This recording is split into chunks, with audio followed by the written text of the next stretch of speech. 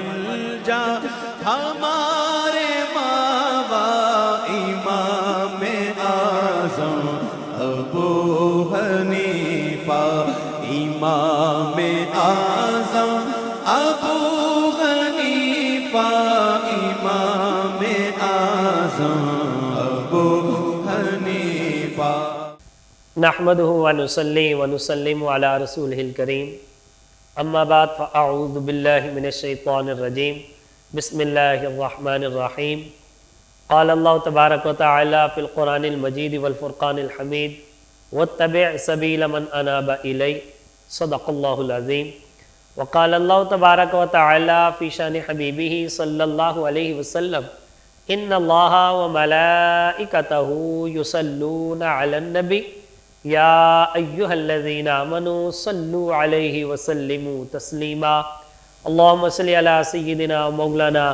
محمد وعلی آل سیدنا و مولانا محمد و اصحاب سیدنا و مولانا محمد وبارک وسلم وصلی علیہ الصلاة والسلام علیکہ یا سیدی یا رحمتا للعالمین وعلی آلکہ و اصحابکہ یا سیدی یا خاتم النبیین۔ السلام علیکم ورحمۃ اللہ وبرکاتہ۔ ناظرین، میں ہوں آپ کا میزبان محمد سلیمان شفیق یوسفی اور آپ دیکھ رہے ہیں نگینہ ٹی وی۔ اللہ تبارک و تعالی نے اپنی لاریب کتاب میں ارشاد فرمایا وَاتَّبِعْ سَبِيلَ مَنْ أَنَابَ إِلَيَّ، اس کی پیروی کرو جو میری طرف جھکا ہوا ہے، جو اللہ تبارک و تعالیٰ کے حضور اپنی گردن رکھے ہوئے ہے، اللہ تعالیٰ کے ارشادات کے سامنے سر تسلیم کو خم کیے ہوئے ہے۔ اللہ تبارک و تعالیٰ فرماتا ہے کہ میرے ان بندوں کی پیروی کرو۔ جب اللہ تبارک و تعالیٰ کی طرف جھکے ہوئے ان لوگوں کی فہرست کو اٹھایا جاتا ہے تو ایک بڑا ہی روشن اور چمکتا ہوا نام نظر آتا ہے، امام الائمہ سراج الامہ کشف الغمہ حضرت نعمان بن ثابت یعنی امام اعظم ابو حنیفہ رحمۃ اللہ تعالی علیہ کا۔ امام اعظم ابو حنیفہ رحمۃ اللہ علیہ آپ وہ عظیم ہستی ہیں کہ جن کی تقلید اور پیروی کرنے والوں میں داتا گنج بخش علی حجویری رحمۃ اللہ علیہ جیسی شخصیات شامل ہیں، اور داتا گنج بخش علی حجویری رحمۃ اللہ تعالی علیہ کشف المعجوب شریف میں آپ اپنا واقعہ بیان کرتے ہیں، فرماتے ہیں کہ میں حضرت سیدنا بلال حبشی رضی اللہ تعالی عنہ کے مزار پر انوار پر حاضر تھا۔ وہاں مجھے نبی پاک علیہ السلام کا دیدار ہوا تو نبی پاک علیہ السلام اپنی گود مبارک میں کسی بوڑھے شخص کو اٹھا کے لا رہے ہیں، تو میرے دل میں خیال آیا کہ یہ کون خوش نصیب ہے کہ جسے نبی پاک صاحب لولاک صلی اللہ علیہ وسلم خود اٹھا کر لا رہے اور ہے بھی وہ بوڑھا شخص۔ تو فرماتے ہیں نبی پاک علیہ السلام نے نور نبوت سے میرے دل کے خیال کو جان لیا، تو نبی پاک صلی اللہ علیہ وآلہ وسلم نے ارشاد فرمایا اے علی حجویری، یہ تیرا اور تیرے شہر والوں کا امام اعظم ابو حنیفہ ہے۔ جی ہاں ناظرین، وہی امام اعظم ابو حنیفہ رحمۃ اللہ تعالی علیہ کہ جن کے پیچھے چلنے کا حکم داتا گنج بخش علی حجویری رحمۃ اللہ علیہ جیسی شخصیت کو خود نبی پاک علیہ السلام نے ارشاد فرمایا، انہی کے سیرت و کردار، علم و فضل اور آپ کی تقوی و پرہیزگاری پر گفتگو کرنے کے لیے آج ہمارے اسٹوڈیو میں تشریف فرما ہے حضرت علامہ مولانا مفتی صادق فرید سعیدی صاحب۔ جی مفتی صاحب خوش آمدید۔ جی مفتی صاحب السلام علیکم ورحمۃ اللہ وبرکاتہ۔ وعلیکم السلام ورحمۃ اللہ وبرکاتہ۔ جی مزاج گرامی آپ کے اچھے ہیں؟ ٹھیک ہے الحمدللہ۔ جی بہت شکریہ آپ ہمارے پروگرام میں تشریف لائے۔ جزاک اللہ۔ جی ایک گفتگو کا سلسلہ آگے شروع کرتے ہیں۔ مفتی صاحب آپ کوئی تمہیدی کلمات امام اعظم ابو حنیفہ رحمۃ اللہ تعالی علیہ کے بارے میں ارشاد فرمائیں۔ بسم اللہ الرحمن الرحیم۔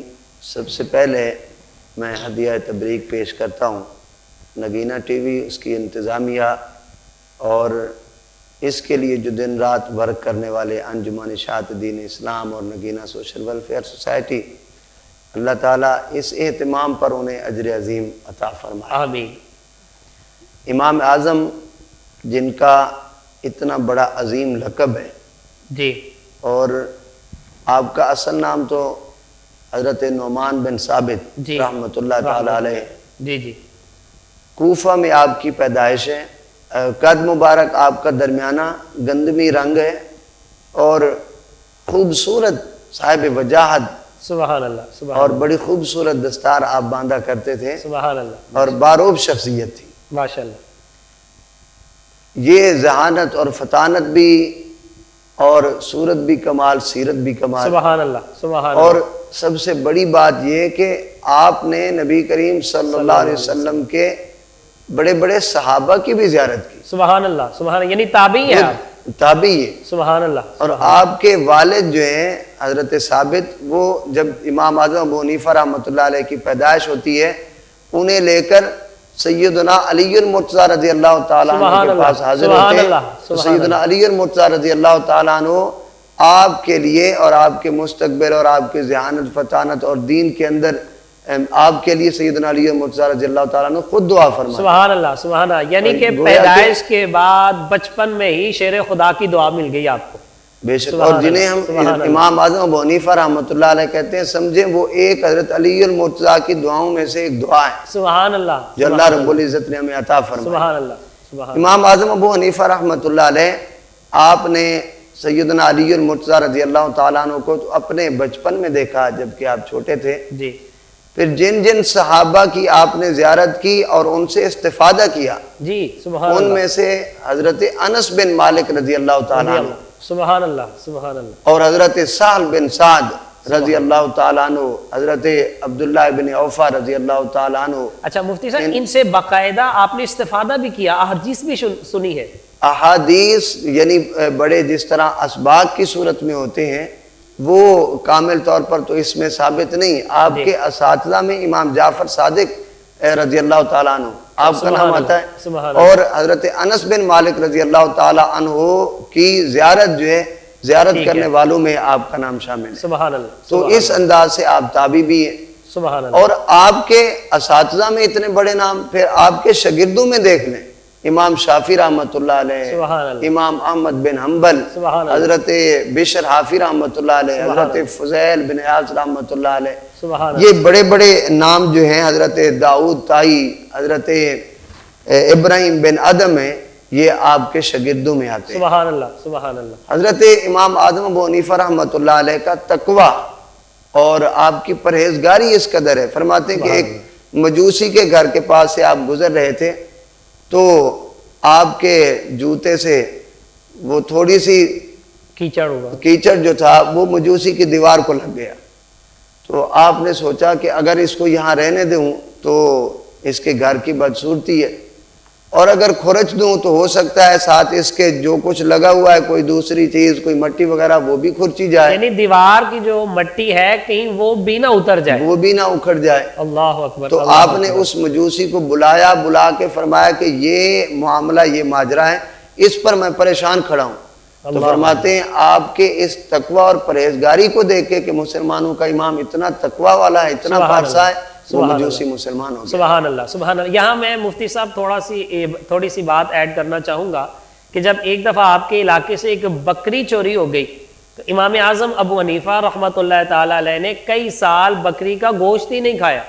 بے شک. تو کسی نے پوچھا کہ آپ نے کیوں چھوڑ دیا؟ تو فرماتے ہیں ہو سکتا ہے میرے دل میں خیال آتا ہے کہ وہی بکری کہیں قصاب کے پاس پہنچ گئی اور وہ گوشت میں نے کھا لیا، تو اس طرح جو ہے کہیں چوری کی بکری کا گوشت میرے جسم میں نہ چلا جائے. اسی طرح وہ دکان سے جب کپڑا جو ہے ملازم جو ہے وہ بیچ دیتا ہے اور تھوڑی قیمت والے کو زیادہ قیمت میں جب بیچتا ہے تو آپ کتنا بے قرار ہو کر اس خریدار کے پیچھے دوڑتے ہیں کہ کہیں اس کو ڈھونڈ لیا جائے اور اس کا حق جو ہے اس کو واپس کر دیا جائے.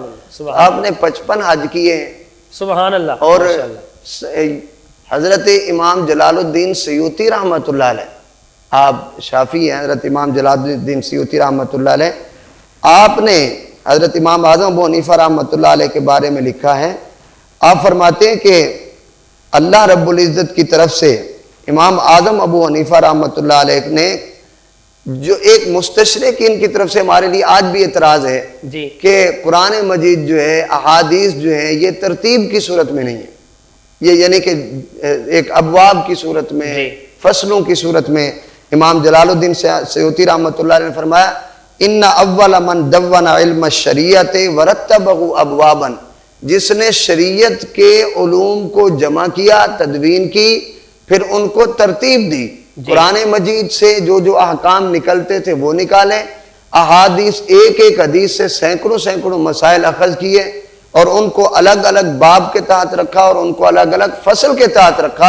امام جلال الدین سیوطی رحمۃ اللہ علیہ فرماتے ہیں کہ قیامت تک کے لیے قرآن اور حدیث کے طالب علم کے لیے سمجھنا اور مسئلے کا ڈھونڈنا اگر کسی نے آسان کر دیا ہے تو وہ امام اعظم ابو حنیفہ رحمۃ اللہ علیہ۔ سبحان اللہ سبحان اللہ۔ حضرت داتا گنج بخش رحمۃ اللہ علیہ آپ کے بارے میں کتنے خوبصورت کلمات اور وہ جو خواب آپ نے بیان کی، اسی میں مجدد الف ثانی رحمۃ اللہ علیہ آپ نے اپنے مکتوبات دوم میں دفتر دوم میں لکھا ہے، فرماتے ہیں جتنے اسلام کے ائمہ ہیں وہ سارے کے سارے عیال نظر آتے ہیں، اولاد نظر آتے ہیں، اور صاحب خانہ امام اعظم ابو حنیفہ رحمۃ اللہ علیہ نظر آتے ہیں۔ اس انداز میں آپ نے اسلام کا کام کیا ہے۔ اچھا مفتی صاحب ارشاد فرمائے کہ کیا امام اعظم ابو حنیفہ رحمۃ اللہ تعالی علیہ آپ کے بارے میں احادیث میں بھی کوئی بشارت، کوئی خوشخبری ملتی ہے؟ احادیث میں دیکھیے، یہ حدیث مبارک بخاری شریف کی حدیث مبارک ہے، نبی اکرم صلی اللہ علیہ وسلم کا ارشاد گرامی ہے، جلد 2 صفحہ نمبر 727 ہے۔ نبی اکرم صلی اور یہی مسلم شریف کی جلد 2 صفحہ 312 پر بھی حدیث ہے، یعنی متفق علیہ حدیث ہے، متفق علیہ۔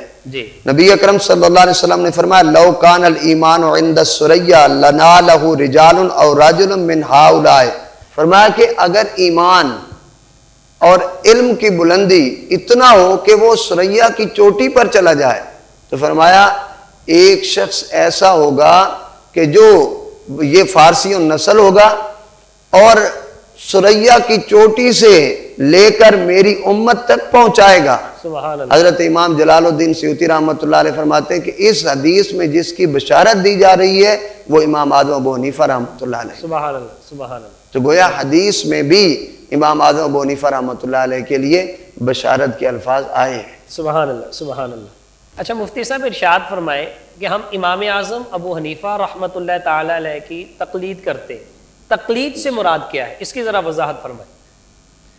تقلید کہتے ہیں، آسان لفظوں میں عرض کروں، اپنے سے زیادہ جاننے والے کی بات کو مان لینا، اس کو تقلید عام الفاظ میں یہی کہا جاتا ہے۔ پیروی کرنا، اقتداء کرنا، پیچھے چلنا، اس کی بات کو مان لینا، ٹھیک ہے، اس کی پیروی۔ حقیقت میں ہم پیروی، اتباع، اطاعت جو ہے وہ اللہ تعالیٰ اور اس کے رسول صلی اللہ علیہ وسلم کی کرتے ہیں۔ امام اعظم، اب دیکھیں آپ بخاری شریف کھول کے دیکھ لیں یا مسلم شریف، سیاست کی یا بڑی بڑی جتنی بھی احادیث کی کتب ہیں جی ان میں دیکھیں تو حدیث جو ہے وہ 3 لائنیں 2 لائنوں کے بعد آ رہی ہے، جی اس سے پہلے جو ہے وہ راویوں کا ایک مکمل 6-7 آدمیوں کے نام ہیں، راویوں کا ایک ڈیٹا پیچھے دیا ہوا ہے جس کو سند کہا جاتا ہے۔ جی اب امام بخاری رحمۃ اللہ نے بخاری شریف لکھی ہے، جی وہ نبی پاک صلی اللہ علیہ وسلم کے 250 سال بعد آئے ہیں دنیا میں، انہوں نے لکھی، 250 سال بعد اس کو انہوں نے مرتب کیا۔ اب جب 250 سال بعد لکھ رہے ہیں تو صاحب ظاہر ہے انہوں نے نبی پاک صلی اللہ علیہ وسلم سے ڈائریکٹ تو نہیں سنا، جی فرض کریں انہوں نے سنا کسی نافع سے، انہوں نے سنا سالم سے، انہوں نے سنا عبداللہ بن عمر سے، حضرت عبداللہ بن عمر نے سنا حضرت عمر رضی اللہ تعالیٰ عنہ سے، اور انہوں نے سنا نبی پاک صلی اللہ علیہ وسلم سے۔ یہ جو 6 آدمیوں کے بیچ میں نام ہیں، جی کسی بھی حدیث کے متن کو بیان کرنے کے لیے اس کے مطلب مفہوم کو لینے سے پہلے ان 6 ناموں کو دیکھا جاتا ہے۔ جی مثلا ایک آدمی کہہ رہا ہے، مولانا سلیمان صاحب کہہ رہے ہیں کہ میں نے ازہر سے سنا ہے، تو ہم دیکھیں گے کہ اگر انہوں نے ازہر سے سنا ہے تو کیا ازہر جس وقت مولانا سلیمان صاحب کی پیدائش ہوتی ہے یہ ازہر صاحب دنیا میں ہوتے یا پہلے ان کا انتقال ہو چکا ہوتا یعنی ہے؟ ملاقات بھی ثابت ہے، ہم زمانہ ہیں کہ نہیں جی ہے؟ جی پہلے ان کی یہ تاریخ دیکھیں گے، ہم زمانہ اگر وہ ثابت ہو جائیں تو پھر دیکھیں گے کہ ایک جو ہے آئرلینڈ کا رہنے والا ہے، ایک افغانستان کا رہنے والا ہے، ان کی کہیں ملاقات بھی ہے کہ نہیں ہے؟ جی بالکل۔ ملاقات بھی ثابت اگر ہو جائے تو پھر دیکھا جاتا ہے کہ ان میں سے کسی کا حافظہ تو کمزور نہیں ہے، سیرت و کسی کردار کا دیکھا جائے گا۔ سیرت و کردار دیکھا جاتا ہے، یہ اس نے ایسی عمر میں تو اس بات کو بیان نہیں کیا، یعنی بچپنے کی عمر ہو، یا یہ ساری چیزیں دیکھنے کے بعد پھر جا کر اس حدیث کا فیصلہ ہوتا ہے جی اب دیکھیں نبی پاک صلی اللہ علیہ وسلم کے 2 فرامین اگر ہوں جی اور ایک میں آ رہا ہو، فرض کریں فار ایگزامپل کہ رفع دین کرنا ہے، ایک میں ہے کہ رفع دین نہیں کرنا، کیا میرے میں ہمت ہے میں کہہ دوں کہ اس حدیث کو سائڈ پہ کہہ دو یہ لے لیتا ہوں؟ یہ تو ناانصافی ہوگی جب مجھے پتہ ہی نہ ہو، میں کہوں کہ میری کیا جرت ہے میں کہوں کہ اس حدیث کو استغفر اللہ ٹھکرا دو اور یہ والی حدیث جو ہے یہ لے لو، ایسا تو ممکن نہیں۔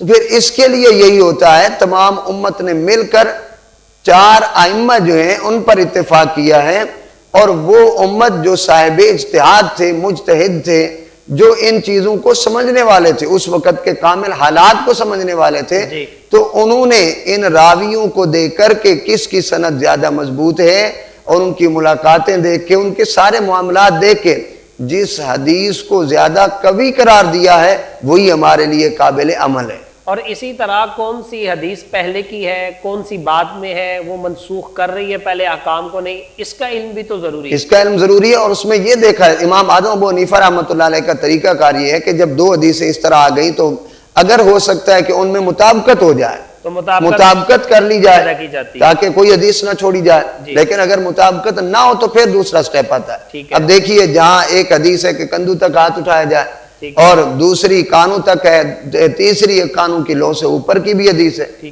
جب تینوں حدیثیں آ گئیں تو امام اعظم ابو حنیفہ رحمۃ اللہ نے فرمایا کہ ایسا عمل کیا جائے جس سے تینوں حدیثوں پر ہی عمل ہو جائے۔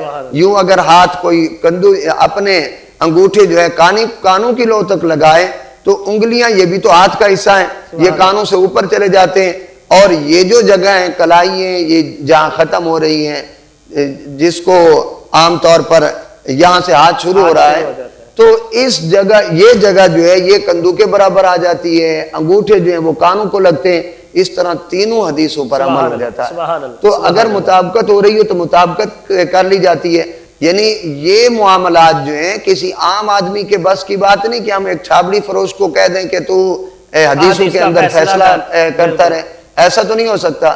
تو 4 مجتہد ائمہ اپنا لیے گئے ہیں جن میں سب سے بڑھ کر اہم سیدنا حضرت امام اعظم ابو حنیفہ رحمۃ اللہ علیہ، اس لیے آپ کی تقلید جو ہے وہ ضروری، اور تقلید جو ہے قرآن و حدیث سے ثابت۔ نبی پاک صلی اللہ علیہ وسلم نے فرمایا اصحابی کالنجوم فبأیہم اقتدیتم فاہتدیتم، میرے صحابہ جو ہیں وہ ستاروں کی مانند ہیں، جس کے پیچھے چلو گے کامیاب ہو جاؤ گے۔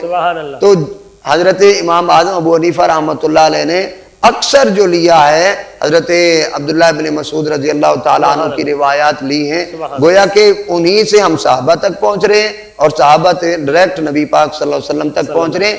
اتباع ایسی نہیں کہ ہم نے وہ اتباع کی کہ جس میں حضور کی اتباع چھوٹ گئی ہو اور اللہ تعالیٰ کی اتباع چھوٹ گئی ہو، نہیں، بلکہ امام اعظم ابو حنیفہ رحمۃ اللہ علیہ تو ایک دروازہ ہے جس دروازے سے گزر کر ہم صحابہ تک اور صحابہ سے گزر تک حضور تک اور حضور سے گزرتے ہوئے اللہ تعالیٰ تک پہنچتے ہیں۔ اور یہاں دیکھیں جو جہاں سے مسائل لیے جاتے ہیں سب سے پہلے قرآن سے لیا جاتا ہے، قرآن سے نہ مل رہا ہو واضح طور پر ہماری اتنی ہمت نہ ہو تو پھر حدیث سے لیتے ہیں، حدیث سے نہ مل رہا ہو یا ہماری ہمت نہیں کہ ہم اس سے نکال سکیں تو پھر اجماع امت سے ہوتا ہے، اگر اجماع امت سے بھی نہ ہو تو پھر قیاس سے ہوتا ہے۔ آج جتنا دور جو ہے جدید آتا جا رہا ہے اس میں قیاس کی اتنی بڑی ضرورت ہے۔ اب اگر کوئی بندہ کہے کہ بتاؤ موبائل ہمارے پاس ہے اور نماز کا وقت ہو، نماز میں موبائل بجنے لگے تو ہم کیا کریں؟ ہم اسے کہیں کہ اس کو بند کر دو یا جو بھی اس کو حکم فیصلہ یا مسئلہ بتایا جائے وہ کہے بتاؤ قرآن میں موبائل کہاں لکھا ہے، حدیث میں موبائل کہاں لکھا ہوا ہے؟ صحابہ کے دور پہ تو ہوتا ہی نہیں تھا، یا نت نئے جو ایجادات ہیں وہ ہو رہی ہیں تو صاحب ظاہر اس کے لیے قیاس کی ضرورت ہے۔ قیاس جو ہے قیاس وہ مثبت نہیں ہوتا کہ مسئلے کو ثابت کر رہا ہو، بلکہ مسئلہ دوسری جگہ پر ثابت ہوتا ہے، قیاس اس کو ظاہر کر دیتا ہے۔ تو امام اعظم ابو حنیفہ رحمۃ اللہ علیہ نے جو قیاساً مسائل کو اخذ کیا ہے وہ قرآن اور حدیث میں ایک جگہ پر موجود تھے، دوسری جگہ پر آپ نے جو ضرورت تھی، علت وہاں پر بھی وہی تھی، یہاں پر بھی وہی تھی، وجہ وہیں پر وہی تھی، یہاں پر بھی وہی تھی، آپ نے اس وجہ کی وجہ سے جو حکم آ رہا تھا اسی علت کے سبب یہاں پر بھی اسی کو ظاہر کر دیا ہے۔ اسی کا نام فقہ ہے اور اسی کا نام تقلید ہے جس کو ہم بہت شکریہ۔ اچھا مفتی صاحب ارشاد فرمائیں کہ امام اعظم ابو حنیفہ رحمۃ اللہ علیہ کہ ظاہر ہے جن کے پیچھے ہم چل رہے ہیں، آپ ان کی ذہانت و فطانت پر کوئی باتیں ارشاد فرمائیں تاکہ ہمارے ایمان اور زیادہ مضبوط ہو جائے۔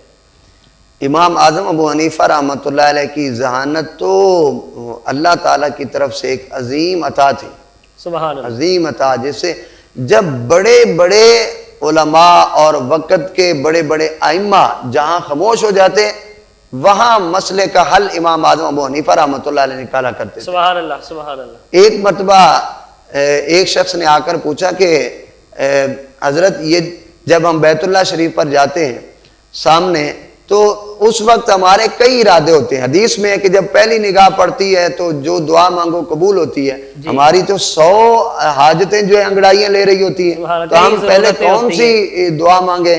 تو امام صاحب نے فرمایا کہ تم کہو یا اللہ مجھے مستجاب الدعوات بنا دے، سبحان اللہ، مجھے ایسا بنا دے کہ میں جو بھی دعا مانگوں میری قبول ہو، تو آگے جو بھی دعا مانگتے رہو گے تمہاری دعائیں قبول ہوتی رہیں گی۔ یہ مسائل کو یعنی بڑے بڑے مسئلے کو حل کرنا۔ ایک شخص نے اپنی بیوی سے کہا کہ وہ اپنے سسرال سے کسی وجہ سے تنگ تھا، تو اس نے اپنی بیوی سے کہا کہ میں کہیں سفر پر جا رہا ہوں، تم نے اپنے باپ کے گھر میں نہیں جانا، اگر تو اپنے باپ کے گھر میں گئی تو تجھے طلاق، اور 3 طلاقیں، 3 طلاقیں، یعنی کہ سارا راستہ ہی بند کر دیا۔ اگر تو اپنے باپ کے گھر گئی تو تجھے 3 طلاق ہے۔ جی۔ تو اب وہ عورت جو ہے اب اس نے سنا کہ میرے والد جو ہیں بیمار ہو گئے، ظاہر ہے اس دور میں تو موبائل بھی نہیں ہوتا تھا، لوگ سفر پہ جاتے تو مہینوں آتے ہی نہیں تھے۔ بے شک۔ پھر وہ اس نے جب سنا کہ میرے والد بیمار ہو گئے وہ ذرا بے چین ہوئی، اور یہ بھی خدشہ تھا کہ اگر جاؤں تو طلاق ہو جائے گی، وہ نہ گئی۔ جب حالت بگڑی پھر بھی اس کو پتا چلا تو اس کو گھر بھی بچانا تھا، وہ پھر بھی نہ گئی، حتیٰ کہ اس کے والد فوت ہو گئے۔ اللہ اکبر۔ اب اس کو بامر مجبوری کہ والد کا آخری وقت میں دیدار تو کر لوں، وہ اتنی افسردہ حالت میں وہ چلی گئی۔ جب وہ وہاں گئی تو انہوں نے تو یہی سمجھا کہ ان کا تو یہی کہا ہوا تھا کہ اگر تو والد کے گھر گئی تو تجھے طلاق ہو گئی۔ اب پریشانی کی حالت بھی ہے، بڑے بڑے ائمہ کے پاس بڑے چلا گیا اور گھر بھی نہ بچا، بڑے بڑے ائمہ سے اس کا حال پوچھا، بڑے بڑے علماء سے اس کا حال پوچھا، تو انہوں نے کہا کہ اس کی یہ تو طلاق ہو گئی، کیونکہ اس نے شرط رکھی تھی اور شرط پوری ہو گئی، وہ پوری ہو گئی، لہٰذا یہ طلاق ہو گئی۔ امام صاحب کے پاس گئے وہ لوگ اور روتے ہوئے، اور یہی حالت کے باپ بھی گیا اور گھر بھی گیا۔ جب اس حالت میں گئے امام اعظم ابو حنیفہ رحمۃ اللہ علیہ، آپ نے مسئلہ سنا بڑے توجہ سے، پھر آپ نے فرمایا یہ طلاق نہیں ہوئی۔ اللہ، انہوں نے کہا حضرت ہم تو بڑے بڑے علماء سے اور بڑے لوگوں سے پوچھ کے آئے، انہوں نے کہا کہ لوگوں نے کہا کہ یہ کیا فیصلہ انہوں نے کر دیا، اور بعض لوگ جو آپ کے مخالف تھے وہ پہلے سے کہتے تھے کہ امام اعظم جو ہے نا وہ اپنی رائے کے مطابق فیصلہ کرتا ہے، اور لوگ اکٹھے ہو کے آ گئے آپ کے پاس۔ بالکل۔ تو آپ نے فرمایا سنو، اس کی وجہ یہ ہے کہ اس شخص نے، اس کے خاوند نے کہا تھا کہ اگر تو اپنے باپ کے گھر گئی تو تجھے طلاق۔ جب باپ فوت ہو گیا، فوت ہوتے ہی اس کی ملکیت سے سب کچھ نکل جاتا ہے اور وہ ورثاء میں منتقل ہو جاتا ہے۔ اللہ اکبر۔ جب اس کی ملکیت میں کچھ نہ رہا، اس کے ورثاء میں منتقل ہو گئی اس کی ساری ملکیت، تو وہ مالک ہی نہیں، تو وہ اس کے باپ کا گھر ہی نہیں رہا۔ تو جب یہ گئی تو گویا کہ اپنے گھر میں گئی، اس گھر میں گئی، یہ بھی ورثاء میں شامل ہے، تو اس گھر میں گئی جس کے ورثہ میں یہ شامل تھی، لہذا اس کو طلاق نہیں ہوئی۔ سبحان اللہ۔ یہ آپ کی ذہانت اور آپ کی فطانت کے۔ سبحان اللہ۔ اچھا، آخر میں مفتی صاحب آپ کوئی امام اعظم ابو حنیفہ رحمۃ اللہ علیہ آپ کی کچھ نصیحتیں ارشاد فرمائیں کہ جن کے مطابق ہم اپنی زندگی گزارتے ہوئے آخرت کا سفر خوبصورت بنا سکیں۔ بے شک ہر انسان میں کوئی کمزوریاں کوتاہیاں بھی ہوتی ہیں، آخر بشری تقاضے ہیں۔ امام صاحب نے ایک انسان کی تعمیر کرتے ہوئے کہ ہم نے ایک جو اللہ تعالیٰ نے عقل عطا فرمائی اس کے ساتھ اپنی کوتاہیوں کو دبانا ہے، خامیوں کو دبانا ہے اور خوبیوں کو اجاگر کرنا ہے۔ تو آپ نے اپنے شاگرد حضرت امام ابو یوسف رحمۃ اللہ علیہ کو کچھ نصائح، کچھ آپ نے وصیتیں فرمائیں۔ آپ نے فرمایا کہ اللہ تعالیٰ نے تمہیں علم کی دولت عطا فرمائی ہے، یاد رکھنا عوام سے کوئی طمع نہ رکھنا، اللہ اکبر، اللہ، عوام سے کسی قسم کا کوئی لالچ طمع نہ رکھنا، عزت تمہیں اللہ تعالیٰ خود بھی دے گا۔ سبحان اللہ۔ اور پھر فرمایا کہ کبھی کوشش کرنا مجلس میں ہنسنا، یعنی اس قدر نہ ہنسنا کہ یعنی کہا جس کو کہا جاتا ہے اونچی آواز میں، مسکرانا تو نبی پاک صلی اللہ علیہ وسلم کی سنت ہے، لیکن اتنا ہنسنا کہ جس سے کہا دوسرا آواز سنے زیادہ اونچے، اس طرح نہ ہنسنا کہ اس سے بندے کا ایک روب جو ہے وہ ختم ہو جاتا ہے۔ پھر آپ نے نصیحت فرماتے ہوئے آپ نے فرمایا کبھی راستے میں نہ بیٹھنا، کوشش کرنا جو وقت ملے مسجد میں بیٹھنا، اور بیٹھتے ہوئے دیکھنا قریب البلوغ بچوں کے پاس بھی نہ بیٹھنا، اللہ اکبر اللہ اکبر، ان سے بھی دور رہنا۔ اور پھر آپ نے فرمایا کہ تم کوشش کرنا کہ سادہ لباس استعمال کرنا کہ جس سے بندے میں فخر پیدا نہ ہو، یعنی غرور اور تکبر والا لباس کہ جس سے انسان کے اندر غرور پیدا ہو سکتا ہو، ایسا اس لباس سے بچتا رہے۔ اللہ۔ پھر آپ نے فرمایا کہ اگر تو دین کی خدمت کر رہا ہے، 10 سال تک تجھے کھانے کو کچھ نہیں ملا، کسب نہیں چل رہا، معاشی حالت جو ہے بہت ہی دگرگوں ہو گئی ہے، مشکل ہو گئی ہے، فرمایا کبھی علم کو چھوڑ کے کہیں نہ جانا۔ اللہ وَمَنْ أَعْرَضَ عَنْ ذِكْرِي فَإِنَّ لَهُ مَعِيشَةً ضَنْكًا، کیونکہ تم اس سے بھی زیادہ بدحال ہو جاؤ گے۔ اللہ اکبر۔ جتنی دیر تک تم دین کے ساتھ وابستہ رہو گے تب تک تم باعزت ہی رہو گے۔ اس کا مطلب ہے دین کو چھوڑ کر کچھ نہیں ملتا، جو ملتا ہے دین کے صدقے میں ملتا ہے، دین کے صدقے میں سبحان ملتا اللہ ہے۔ سبحان اللہ۔ اور پھر آپ نے فرمایا کہ بازاری لوگوں میں اگر کوئی تم سے ایسا معاملہ کوئی کرے کہ لڑائی پر اتر آئے، کبھی ان کے ساتھ نہ لڑنا، اللہ اکبر، جھگڑنا نہیں، اس سے بھی عزت کم ہوتی ہے۔ سبحان اللہ۔ لہٰذا اتنی خوبصورت بات ہے۔ ہاں وہ ایک شعر ہے نا کہ لاکھ رنج دیں حریفان کمینہ خصلت، خود کو کیوں پست کریں ان کے مقابلے میں۔ اللہ تعالیٰ نے تمہیں وہ عزت عطا فرمائی ہے تو خود کو پست نہیں کرنا، یعنی کیچڑ میں پاؤں ماریں گے تو کیچڑ اپنے اوپر ہی آنا ہے۔ بے شک۔ پھر آپ نے فرمایا کہ اللہ تعالیٰ نے جس منصب پہ تمہیں رکھا ہے، کسی جاہو حشمت والے کو دیکھ کر اس کی پرواہ کرتے ہوئے حق نہ چھپانا، اللہ اکبر اللہ اکبر، کہ یہ بادشاہ ہے، بڑے شاہو، بڑے دبدبے والا ہے، میں ذرا بات ہلکی کر لوں، حق کو چھپا لوں۔ ہاں کبھی ایسا نہ کرنا۔ پھر آپ نے فرمایا یاد رکھنا تنہائی ایسی رکھنا جیسے تم مجمع میں ہی ہوتے ہو۔ ہائے ہائے سبحان اللہ سبحان اللہ۔ یہ آپ نے نصیحتیں فرمائی، اور آپ خود اتنا اثر لیتے تھے۔ ایک بچہ کھیل رہا تھا کیچڑ میں تو آپ نے فرمایا بچے خیال کرنا کہیں پھسل نہ جانا، تو بچے نے کہا کہ امام صاحب میں پھسلا تو میں اکیلا ہی پھسلوں گا، آپ پھسلے تو امت پھسلے گی۔ آپ فرماتی ہیں میں جب بھی کوئی مسئلہ دیکھنے لکھنے لگتا ہوں بچے کی وہ بات جو ہے میرے ذہن میں گھومتی رہتی ہے۔ اللہ اکبر سبحان اللہ سبحان اللہ ماشاءاللہ۔ اچھا مفتی صاحب ارشاد فرمائے، پھر وہ بچے کی بات سننے کے بعد آپ اس قدر زیادہ احتیاط برتے، تو آپ کی کوئی احتیاط تو ارشاد فرمائے کہ وہ کس قدر زیادہ محتاط ہو گئے تھے کہ کہیں مسئلے کے اندر کوئی اونچ نیچ نہ ہو جائے؟ دین کے معاملے میں مسئلہ بتاتے ہوئے امام صاحب اس قدر احتیاط آپ کا یہ بات آپ کی مشہور ہے، آپ فرماتے کہ جب کسی کے کفر اور اسلام کا مسئلہ آ جائے، جی اس طرح آج کل ہم دیکھتے ہیں تھوڑی سی بات ہو، یعنی جس کا ہم سے اختلاف ہے وہ کافر ہے، اور چھوٹی کفر والی بات نہ بھی ہو تو کافر، کفر کی مشین لگ گئی۔ اللہ آپ نے فرمایا کہ ایک آدمی میں کفر کی 99 وجوہات موجود ہیں اور ایک وجہ ہے اس کے مسلمان رہنے کی، تو کوشش کرو اس کو مسلمانوں میں ہی رہنے دو، اللہ اکبر اللہ اکبر سبحان اس کو مسلمانوں میں ہی رکھا جائے۔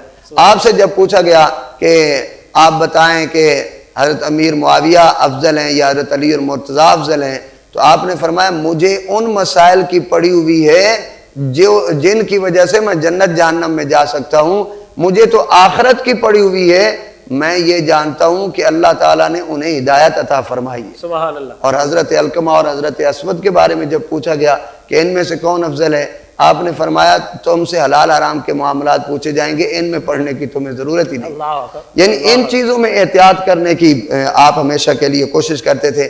ایک آدمی نے کہا کہ میں نبی ہوں، نبوت کا اس نے دعویٰ کر دیا، لوگوں نے آ کر اس کو مارنا شروع کر دیا، تو اس نے کہا ٹھہرو ٹھہرو مجھ سے دلیل سنو، میری بات تو سنو۔ انہوں نے کہا کہ امام صاحب سے جا کے کہا کہ وہ کہتا ہے کہ میرے ساتھ بیٹھ کے بات کرو، میری دلیل تو سنو، تو آپ نے فرمایا جو اس سے دلیل مانگے وہ بھی کافر ہے، اللہ اکبر اللہ اکبر۔ کیونکہ جب وہ کہہ رہا ہے کہ میں نبی ہوں، تو نبی پاک صلی اللہ علیہ وسلم کی بات میں شک کر کے اس کی طرف ہم دیکھیں گے۔ اللہ جب حضور نے فرما دیا لا نبی بعدی، میرے بعد کوئی نبی نبی آنا ہی نہیں، تو دلیل پوچھنے کی وجہ کیا؟ یہ احتیاط، یہ معاملات امام صاحب رحمۃ اللہ علیہ اپنے قلم میں اپنے فتاوی جات میں ضرور رکھا تھا۔ سبحان اللہ۔ تو ناظرین کس قدر زیادہ ذہانت اور احتیاط برتنے کے بعد آپ نے ہمارے لیے مسائل کو اخذ کیا اور ہمارے لیے آسانیاں پیدا کی، اور آپ تقوی اور طہارت میں اس قدر زیادہ آگے تھے اور علم میں اتنے فائق تھے کہ علماء کو اور وقت کے ائمہ کو کہنا پڑ گیا کہ امام اعظم ابو حنیفہ علیہ رحمہ اگر کسی لکڑی کے ستون کو یہ کہہ دیں کہ یہ سونے کا ہے تو آپ دلائل سے ثابت کر کے دکھائیں گے کہ یہ سونے کا ہے اور کسی کو انکار کی جرت نہیں ہوگی۔ یہ وہی امام اعظم ابو حنیفہ علیہ رحمہ ہے کہ آپ نے اب تقوی و طہارت اور پرہیزگاری پر اور ادب پر اپنے علم کی بنیاد رکھی اور اسی راستے پر ہمیشہ آپ چلتے رہے، کیونکہ آپ جانتے تھے الدین کل ادب، دین سارے کا سارا ادب ہے۔ یہی وجہ ہے کہ امام اعظم ابو حنیفہ علیہ رحمہ آپ نے جن سے ایک مسئلہ بھی سیکھا ہمیشہ ان کا ادب کیا۔ ایک مرتبہ آپ صبح کے وقت باہر گلی میں ٹہل رہے تھے اور کسی مسئلے کے بارے میں سوچ رہے تھے کہ اتنے میں خاکروب گزرا، اس نے آپ کو سلام کیا اور وہ روزانہ کا معمول تھا، لیکن آپ نے اس دن جو جواب دیا تو زیادہ توجہ نہ فرمائی، تو وہ پریشان ہوا شاید مجھ سے کوئی غلطی ہو گئی۔ اس نے گزارش کی حضور آج ویسی ملاقات اور ویسا شرف نہیں بخشا جس طرح آپ روزانہ میرے ساتھ جو ہے وہ معمول فرمایا کرتے تھے، معمول کے مطابق گفتگو فرماتے۔ تو امام اعظم ابو حنیفہ علیہ رحمہ نے فرمایا کہ میں ایک مسئلے کے بارے میں پریشان ہوں، الجھا ہوا ہوں، اس کے بارے میں سوچ رہا ہوں۔ اس نے کہا آپ مجھے بتائیے شاید میرے پاس اس کا جواب ہو۔ آپ نے فرمایا نہیں، وہ ایک فقہی مسئلہ ہے اور میں اس کے بارے میں سوچ رہا ہوں اور تمہیں بتانے کی ضرورت نہیں۔ اس نے جب زیادہ اصرار کیا تو وہ ایک کتے کے بارے میں تھا، تو آپ نے اس سے جب پوچھا تو وہ سوال کا جواب اسے آتا تھا اور اس نے آپ کو مطمئن کر دیا، اور آپ اتنے مطمئن اور خوش ہوئے کہ اس کے بعد جب بھی آپ اپنے گھر میں تشریف فرما ہوتے اور وہ خاک روب آپ کے گھر سے آگے سے گزرتا تو امام اعظم ابو حنیفہ رحمۃ اللہ علیہ اس کے ادب میں کھڑے ہو جاتے۔ تو جب شاگردوں نے ایسا معاملہ دیکھا تو انہوں نے پوچھا کہ حضور آپ ایک خاکروب کے ادب کے لیے کیوں کھڑے ہوتے ہیں؟ تو آپ نے فرمایا یہ خاکروب ایک مسئلے میں نعمان بن ثابت کا استاد ہے، تو مجھے حیات ہی ہے کہ وہ میرے سامنے سے گزر جائے اور میں وہیں بیٹھا رہوں۔ تو آپ کو جو کچھ ملا آپ کے تقوی، پرہیزگاری اور ادب سے ملا ہے۔ اللہ تعالی ہمیں تقوی و پرہیزگاری میں اور ادب میں بھی آپ کی تقلید کرنے کی توفیق عطا فرمائے۔ وما علینا الا البلاغ المبین۔ اپنے میزبان محمد سلیمان شفیق یوسفی اور نگینہ ٹی وی کی پوری ٹیم کو اجازت دیجیے۔ اللہ تبارک و تعالی ہم سب کا حامی و ناصر ہو۔ السلام علیکم ورحمۃ اللہ وبرکاتہ۔ ہمارے ملجا ہمارے ماوا امام اعظم ابو حنیفہ، امام اعظم ابو حنیفہ، امام اعظم ابو حنیفہ۔